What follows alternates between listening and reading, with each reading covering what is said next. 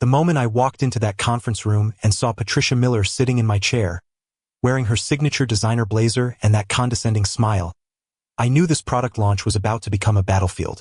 What I didn't know was that by the end of the day, I'd be sitting in her husband's executive chair, closing the biggest deal of my career while she watched from the sidelines.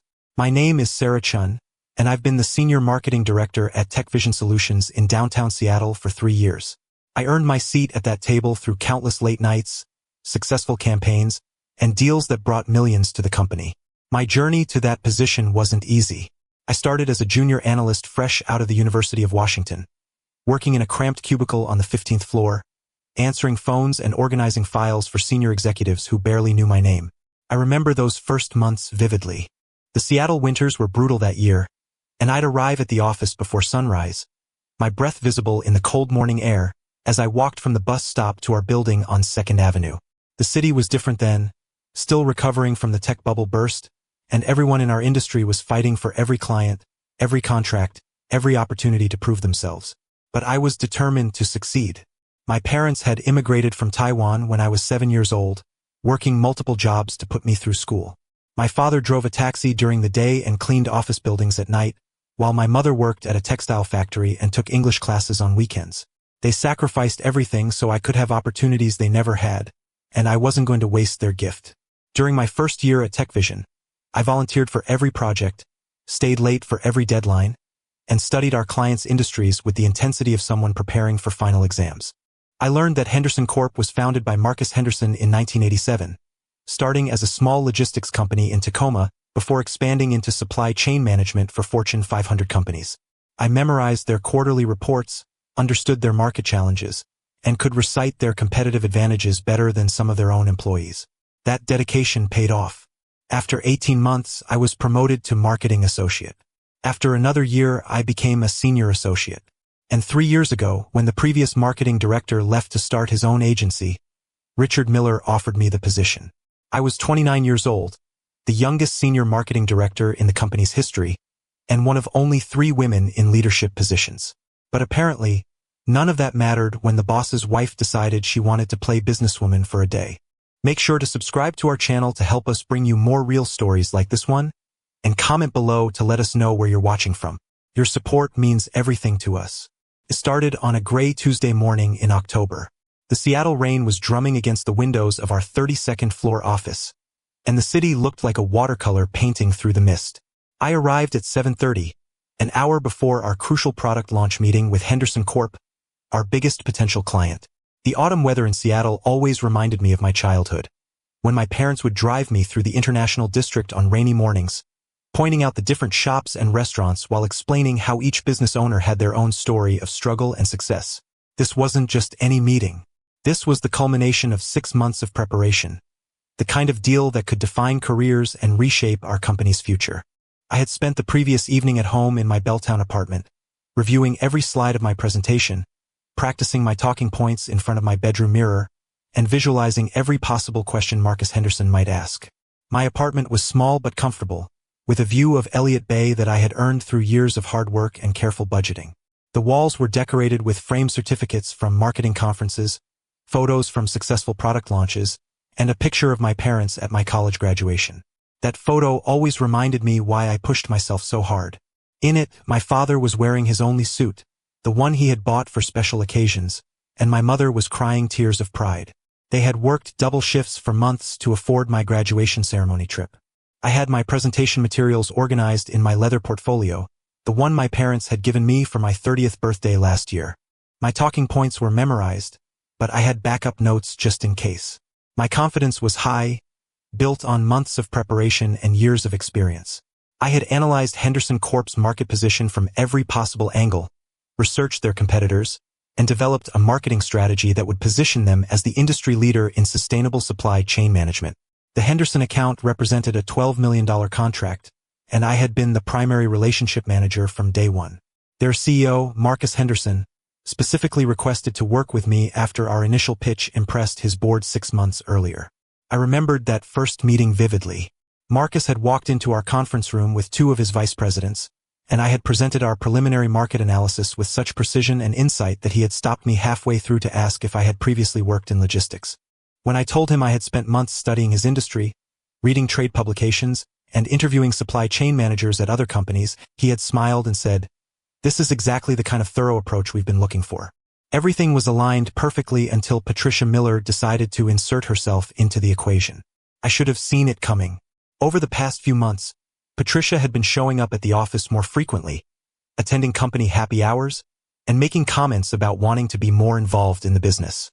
She had even suggested to Richard that she could help with the female perspective in our marketing campaigns, apparently not realizing that half of our marketing team, including myself, were women with advanced degrees and years of professional experience. Patricia wasn't an employee. She was Richard Miller's wife, and Richard Miller was our company's founder and CEO. She occasionally attended company events, always dressed to impress in outfits that cost more than most of our employees made in a month. She would arrive in her silver Mercedes, park in the visitor spot closest to the entrance, and sweep into our office like she owned the place. Which, in a sense, I suppose she did. When I entered the conference room at 8:15, 15 minutes before the meeting, I found Patricia sitting in my usual chair at the head of the table. Next to her sat a woman I'd never seen before, a blonde in her 40s wearing an expensive pantsuit and an expression that screamed privilege. This woman had perfectly manicured nails, designer jewelry that caught the light from the conference room's chandelier, and the kind of confident posture that comes from never having to worry about money. The conference room itself was our pride and joy. Richard had invested heavily in creating an impressive space for client meetings. The table was made of imported Italian marble, surrounded by leather chairs that cost more than my monthly rent. Original artwork hung on the walls, and the floor-to-ceiling windows offered a panoramic view of Puget Sound. On clear days, you could see the Olympic Mountains in the distance. This room had hosted meetings with some of the biggest companies in the Pacific Northwest, and every detail was designed to project success and stability. "Oh, Sarah," Patricia said without looking up from her phone, her voice carrying that particular tone that wealthy women use when they're about to ruin your day. "I hope you don't mind, but I've given your seat to my dear friend Amanda. She's thinking about investing in the company, and I thought she should see how we handle our important meetings." The words hit me like a punch to the stomach. I felt my carefully constructed confidence begin to waver, but I forced myself to remain professional. I had learned early in my career that showing emotion in business situations was often seen as weakness, especially for women. My mother had taught me this lesson when I was a teenager. "In America," she had said in her accented English, "successful people keep their feelings inside and show only strength. This is how you survive in business." I felt my stomach drop. This wasn't just about a chair. In the corporate world, seating arrangements matter more than most people realize. They signal hierarchy, responsibility, and who's in charge of what. The person at the head of the table is seen as the leader of the meeting, the one with the most knowledge and authority. By taking my seat, Patricia wasn't just being inconsiderate. She was undermining my authority in front of our most important client and broadcasting to everyone in the room that she considered herself more important than the person who had actually built this relationship. "Patricia," I said, keeping my voice steady despite the rage building inside me, "this is the Henderson presentation. I've been managing this account for months, and Marcus Henderson is expecting to work directly with me. Perhaps Amanda could observe from one of the chairs along the wall." The chairs along the wall were comfortable but clearly designated for observers, not participants. They were slightly lower than the main conference chairs and positioned to suggest that their occupants were there to watch and learn, not to contribute to the discussion. Patricia's smile turned icy, the kind of expression that reminded me why some people in the office called her the Ice Queen behind her back. "I'm sure you can manage just fine from wherever you end up sitting, Sarah. Amanda is a very successful businesswoman in her own right. She owns 3 boutique hotels in Bellevue. I think her perspective could be valuable." I wanted to point out that managing boutique hotels had absolutely nothing to do with supply chain marketing or the specific challenges facing Henderson Corporation. I wanted to ask why, if Amanda was such a successful businesswoman, she needed to observe our client meetings instead of running her own. I wanted to remind Patricia that she had no official role in our company and no right to make decisions about client presentations. But I knew that arguing with the CEO's wife in front of the team would only make me look unprofessional and difficult to work with. The other team members began filing in, each one registering surprise at seeing Patricia and her friend occupying the prime seats. My colleague James Martinez, our creative director, gave me a questioning look that clearly said, "What the hell is going on here?" James had been with the company for 5 years and had worked with me on dozens of successful campaigns. He understood the importance of maintaining professional hierarchy in client meetings, and I could see him struggling with whether to say something or stay quiet. Maria Santos from finance just shook her head slightly, a gesture so subtle that only I caught it. Maria was one of the smartest women I'd ever worked with, a CPA who had turned down offers from major accounting firms to work with us because she believed in our company's mission. She and I had developed a strong professional friendship over the years, bonding over the challenges of being women in leadership positions in a male-dominated industry. Tom Williams, our data analyst, looked confused and kept glancing between Patricia and me, as if trying to figure out the proper protocol for this unusual situation. Tom was brilliant with numbers, but sometimes struggled with office politics and social dynamics. I could see him mentally calculating whether this change in seating would affect his presentation of the market research data. Everyone knew this was wrong, but nobody was willing to challenge the CEO's wife directly. This was the reality of corporate life that they don't teach you in business school. Sometimes the person with the most power isn't the person with the most knowledge, experience, or right to make decisions. Sometimes it's just the person married to the boss. I found myself relegated to a chair in the middle of the table, a position that traditionally signaled a supporting role rather than leadership. From this seat, I would have to crane my neck to make eye contact with Marcus Henderson, and my ability to control the flow of the presentation would be significantly compromised. Patricia had effectively demoted me in my own meeting. At exactly 9 o'clock, Marcus Henderson arrived with his team. Punctuality was one of his defining characteristics, something I had learned during our previous meetings. Marcus believed that being on time showed respect for other people's schedules, and he expected the same consideration in return. He was a man in his late 50s, impeccably dressed in a navy blue suit that probably cost more than most people's monthly salary. His hair was silver but thick, and he carried himself with the kind of presence that commanded attention without demanding it. With him was Jennifer Walsh, his VP of Marketing, a sharp woman in her early 40s who had built Henderson Corp's brand recognition from virtually zero to industry leader. Jennifer and I had developed a good working relationship over the past 6 months, and she had specifically mentioned that she was looking forward to seeing our final presentation. Also present was David Kim, their chief financial officer, who would be evaluating the ROI projections I had spent weeks perfecting. Marcus scanned the room with the practiced eye of someone who had been in thousands of business meetings. His eyes settled on me with a warm smile, the kind of genuine expression that successful people reserve for colleagues they respect and trust. "Sarah, good to see you again," he said, extending his hand with the firm grip of someone who valued personal connections in business. "I'm looking forward to seeing what you've put together for us. Jennifer has been telling me how impressed she's been with your understanding of our market position." "Mr. Henderson," I replied, shaking his hand firmly, "I'm excited to show you our proposal. I think you're going to be impressed with what we've developed specifically for Henderson Corp's needs." Marcus nodded and moved toward the head of the table, clearly expecting to sit across from me in the traditional client-presenter arrangement. Instead, he found Patricia and Amanda occupying those seats. "I don't believe we've met," Marcus said politely, though I could detect a note of confusion in his voice. Patricia stood up, extending her manicured hand with theatrical flair. "Patricia Miller, Richard's wife. And this is my friend Amanda Stevens. She's considering an investment opportunity with us." Marcus shook their hands politely, but his expression remained puzzled. He looked around the room again, his gaze settling on me. "Sarah, weren't you leading this presentation?" Before I could answer, Patricia jumped in. "Of course she is, but I thought it would be valuable to have some additional perspectives at the table. Amanda has extensive experience in hospitality management, and I've been involved in several of Richard's business decisions over the years." I watched Marcus's face carefully. He was a seasoned businessman who had built his company from the ground up. He understood power dynamics, and he could sense when something was off. The slight tightening around his eyes told me he wasn't pleased with this unexpected change in the meeting's dynamics. "I see," Marcus said slowly. He turned to me. "Well, Sarah, why don't you go ahead with your presentation?" I moved to the front of the room, my presentation materials in hand. For the next 30 minutes, I delivered what I knew was one of my best performances. I outlined our comprehensive marketing strategy for Henderson Corp, detailed our proposed campaign timelines, and presented ROI projections that would make any CEO smile. Marcus and his team asked thoughtful questions, took notes, and nodded approvingly at several key points.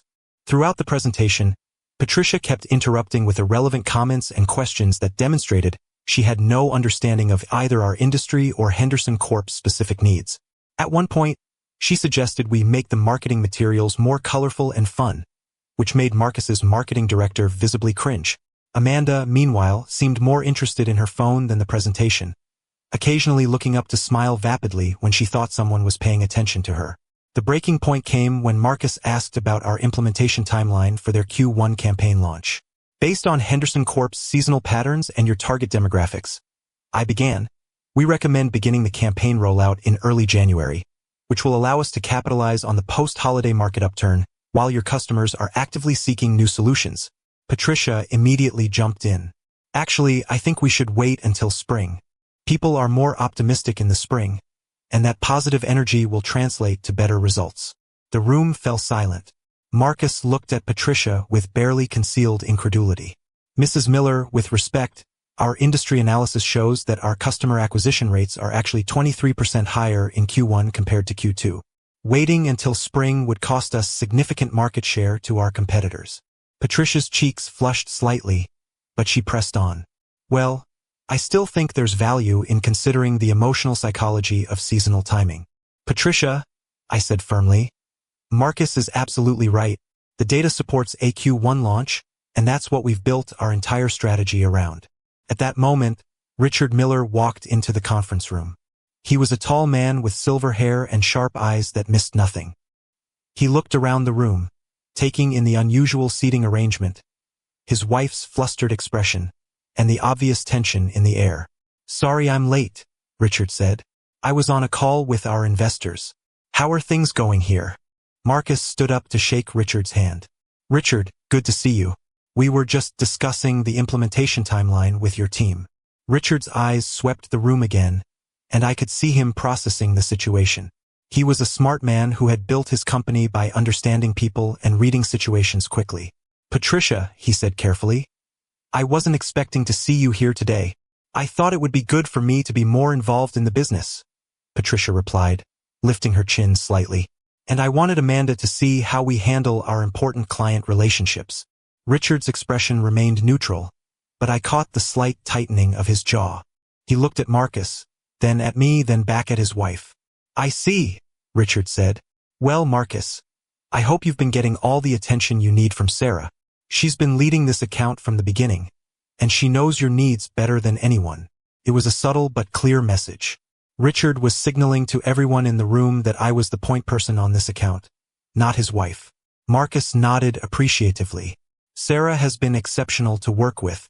Her understanding of our market position and growth objectives is exactly what we've been looking for in a partner. Patricia's face was turning redder by the minute. She clearly hadn't expected her husband to undercut her authority in front of the client, and she definitely hadn't expected Marcus to praise me so directly. Well, Patricia said, standing up abruptly, I think we've contributed all we can to this meeting. Amanda, perhaps we should let them handle the technical details. But Amanda, who had been largely silent throughout the meeting, chose that moment to speak up. Actually, I have some concerns about the budget allocation, she said, looking at her phone rather than at anyone in the room. It seems like a lot of money for what amounts to some advertising and social media posts. The room went completely silent. Marcus's marketing director looked like she wanted to crawl under the table. James actually put his head in his hands, and I felt something inside me snap. This woman, who had no connection to our company, no understanding of our industry, and no stake in our success, had just dismissed months of strategic planning and market analysis as some advertising and social media posts in front of our most important potential client. Amanda, I said, my voice calm but carrying an edge that made everyone look up, I appreciate your interest in our company, but this presentation represents 6 months of comprehensive market research, competitive analysis, and strategic planning specifically tailored to Henderson Corp's unique position in their industry. Perhaps you'd be more comfortable observing from the back of the room while we finish the business discussion. Amanda's mouth fell open. Patricia looked like she'd been slapped. And Marcus Henderson smiled for the first time since he'd walked into the room. Sarah's absolutely right, Marcus said, his voice carrying the authority of someone who had made tough decisions his entire career. This is exactly the kind of strategic thinking we've been looking for. Your team clearly understands the complexity of what we're trying to achieve. Richard stepped forward. Patricia, Amanda, perhaps you could continue your conversation in my office while we wrap up the business details here. It wasn't a suggestion. Patricia gathered her things with as much dignity as she could muster, shot me a look that could have melted steel, and left the room with Amanda trailing behind her. Once they were gone, the atmosphere in the room completely changed. Marcus relaxed, his team began asking more detailed questions, and we dove into the specifics of implementation, budgets, and timelines. Sarah, Marcus said as we were reviewing the contract terms, I have to say, the way you handled that situation impressed me almost as much as your marketing strategy. We've worked with a lot of agencies over the years, and professionalism under pressure is something we value highly. Thank you, Mr. Henderson. I believe in protecting the integrity of our client relationships, even when things get complicated. We spent another hour fine-tuning the details, and by the time Marcus and his team left, we had a signed contract for the full $12 million package, plus an additional commitment for their Q2 campaign expansion. After Marcus left, Richard asked me to stay behind. Sarah, he said, closing the conference room door, I owe you an apology. Patricia had no business being in that meeting, and she certainly had no right to bring a guest to observe confidential client negotiations. Richard, I understand family dynamics can be complicated, but we came very close to losing that account today. Marcus Henderson is a serious businessman, and he expects to work with serious professionals. Richard nodded grimly. You're absolutely right, and I want you to know that situation won't happen again. In fact, I'd like to discuss something with you. He moved to the head of the table, where Patricia had been sitting earlier. I've been thinking about expanding your role here. The way you handled both the client relationship and the difficult situation today shows me you're ready for more responsibility. What did you have in mind? How would you feel about being promoted to Vice President of Client Relations? It would mean a significant salary increase, your own executive assistant, and final authority over all client presentations and account management decisions. I felt my heart racing. This was the kind of opportunity I'd been working toward for years. Richard, that sounds incredible. I'm definitely interested. Good. Why don't you come up to my office and we can discuss the details? We left the conference room and took the elevator up to the executive floor. Richard's office was impressive. Floor-to-ceiling windows overlooking Elliott Bay, expensive artwork on the walls, and a massive mahogany desk that commanded respect from anyone who sat across from it. Have a seat, Richard said, gesturing to one of the chairs in front of his desk. But as I looked at that executive chair behind the desk, something inside me felt different. After what I'd been through that morning, after standing up for myself and protecting our client relationship despite the personal cost, I felt like I'd earned something more than just another meeting as a subordinate. Actually, Richard, I said, moving around to the other side of his desk, would you mind if I sat here for a moment? Richard looked surprised but not displeased. Of course, go ahead. I settled into his chair and immediately understood why executives loved their big offices and impressive furniture. From this position, I could see the entire city spread out below me, and I felt the weight of responsibility that came with real decision-making authority. You know, I said, looking across the desk at Richard, sitting here gives me a different perspective on what happened today. It's not just that Patricia undermined me in front of our client. It's that she demonstrated a fundamental misunderstanding of how professional relationships work.